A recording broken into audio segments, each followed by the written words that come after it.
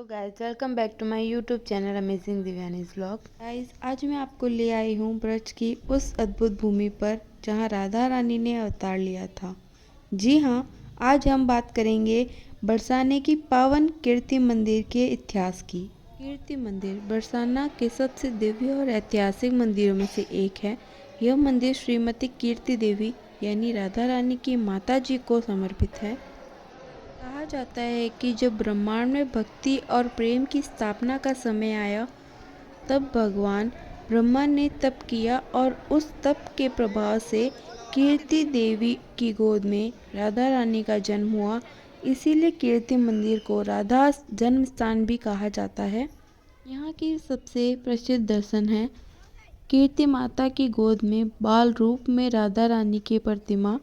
ये दृश्य पूरे ब्रज में एकमात्र है।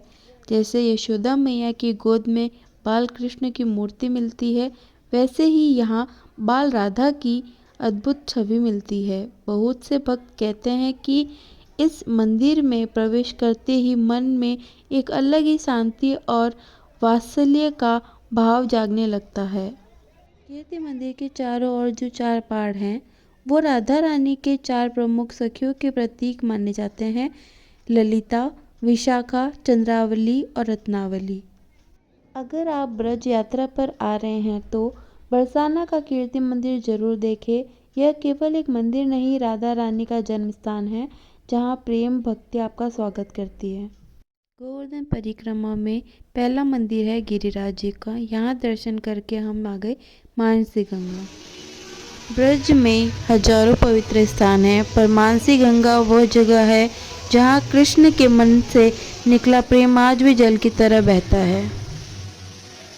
एक बार यशोदा मैया ने कृष्ण को कहा कि तुम गंगा जल नहीं लाए। तब लाला ने मन ही मन संकल्प किया और गंगा माता वहीं प्रकट हो गई। इसीलिए इसका नाम रखा गया मानसी गंगा, यानी कि भगवान के मन से प्रकट हुई गंगा।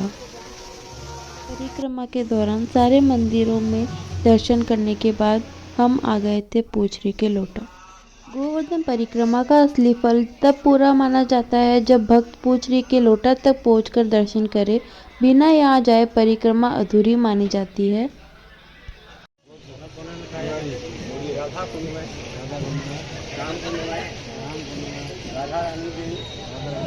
गिरिराज जी का, रतन बेदी का, बड़ा मंदिर का बोली नवरात्रि के उपलक्ष्य में शिष्य भक्ति के लिए, गुरु भक्ति के लिए महाप्रसाद यहाँ नवरात्रि है। राधा जी को भोग लगे। आपको प्रेम हो, बोलना, घबराना नहीं, हमारा कोई राधा कुंड और श्याम कुंड की महिमा इतनी अद्भुत है कि ब्रज के संत कहते हैं, धरा पर यदि कहीं राधा कृष्ण का प्रेम साक्षात जीवित है तो वह इन दो कुंड में धड़कता है। शास्त्रों में भी लिखा है कि जिस तरह ब्रह्मांड में अनगिनत तीर्थ हैं, पर उन सब का सार अगर किसी एक जगह संचित हो जाए तो वह राधा कुंड बन जाता है।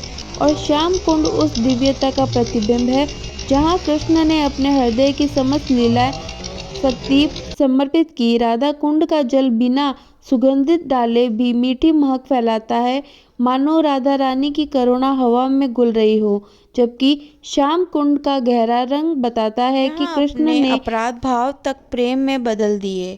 कहते हैं रात के शांत समय में दोनों कुंडों की लहरें अनदेखी रास लीला की ताल पर हिलती है और भक्त को लगता है जैसे यहाँ कोई अदृश्य स्पर्श मन को छू गया हो। यही कारण है कि ब्रज में एक प्रचलित वाक्य है, गोवर्धन की शक्ति महान, पर राधा श्याम कुंड की महिमा उससे भी परे। Thanks for watching. Like, comment and subscribe.